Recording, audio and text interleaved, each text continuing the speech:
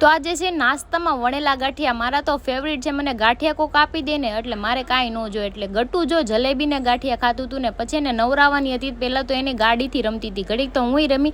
કે મમ્મા તને ન આવડે. ત્યાં આવી ગયા હરી, એના હાટું માઝા લાવ્યા ને કિટકેટ લાવ્યા. પણ એક કિટકેટ મારા હાટું લાવ્યા છે, કાંઈ એના હાટું જ નકરું નથી લાવ્યા. હા, તો એને કિટકેટ ખોલી દીધી અને મને કે હાલ મમ્મા આપણે ચેસ કરીને ખાઈ. તો અમે બે ચેસ કરીને પછી હું નરી બેસી ગયા જમવામાં જો સૂકી ભાજી, રોટલી, કેરી છે અને આ હીરો નકરો ફોન લઈને બેસી જાય. અને બેન કંઈ સૂતા નહોતા, મમ્મી કે આ લીચકા નાખો હુઈ જાય. તો તા હરી કે મારે જવું છે બહાર, તો એ તૈયાર થતા. તો બેન પાછળથી ડોકા કાઢે કે પાપા એ કે અહીંયા આવો.